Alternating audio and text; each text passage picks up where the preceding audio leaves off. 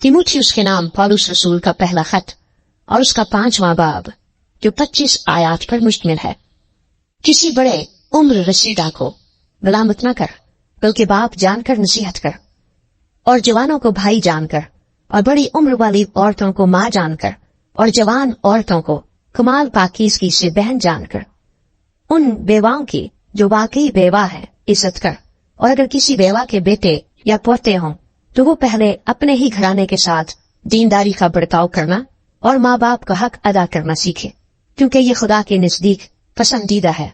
जो वाकई बेवा है और उसका कोई नहीं, वो खुदा पर उम्मीद रखती है और रात दिन मुनाजात और दुआओं में मशगूल रहती है। मगर जो ऐशो इशरत पे पड़ गई है वो जीते जी मर गई है। इन बातों का भी हुक्म कर ताकि वो बेइल्जाम रहे। अगर कोई अपनों और खासकर अपने घराने की खबरगिरी ना करे तो ईमान का मुनकिर और बेईमान से बदतर है।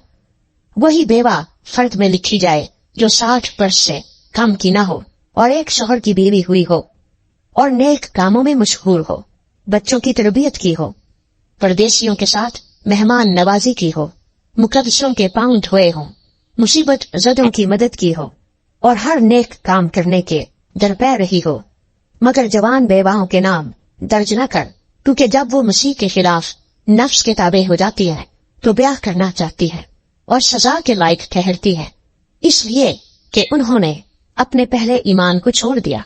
और इसके साथ ही वो घर घर फिरकर बेकार रहना सीखती हैं और सिर्फ बेकार ही नहीं रहती बल्कि बकबक करती रहती और औरों के काम में दखल भी देती हैं और नाशाइस्ता बातें कहती हैं। बस मैं ये चाहता हूँ कि जवान बेवाएं ब्याह करें, उनके औलाद हो, घर का इंतजाम करें और किसी मुखालिफ को बदगोई का मौका ना दे, क्योंकि बाज गुमराह होकर शैतान की पैरो हो चुकी है। अगर किसी ईमानदार औरत के यहाँ बेवाएं हों तो वही उनकी मदद करे और कलीसिया पर बोझ ना डाला जाए, ताकि वो उनकी मदद कर सके जो वाकई बेवा हैं। जो बुजुर्ग अच्छा इंतजाम करते हैं, खासकर वो जो कलाम सुनाने और तालीम देने में मेहनत करते हैं, दो चंद इज्जत के लायक समझे जाए, क्योंकि किताब मुकद्दस ये कहती है कि दाई में चलते हुए बैल का मुंह न बांधना और मजदूर अपनी मजदूरी का हकदार है। जो दावा किसी बुजुर्ग के बरखिलाफ किया जाए बगैर 2 या 3 गवाहों के, उसको ना सुन। गुनाह करने वालों को सबके सामने मुलामत कर, ताकि औरों को भी खौफ हो।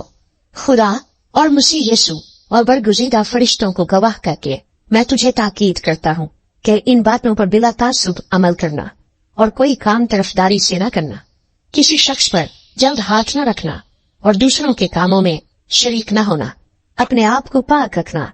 आइंदा को सिर्फ पानी ही न पिया कर, बल्कि अपने मैदे और अक्सर कमजोर रहने की वजह से जरा सी मैं भी काम में लाया कर। बाज आदमियों के गुनाह जाहिर होते हैं और पहले ही अदालत में पहुंच जाते हैं और बाज के पीछे जाते हैं। इसी तरह बाज अच्छे काम भी जाहिर होते हैं और जो ऐसे नहीं होते वो भी छुप नहीं सकते।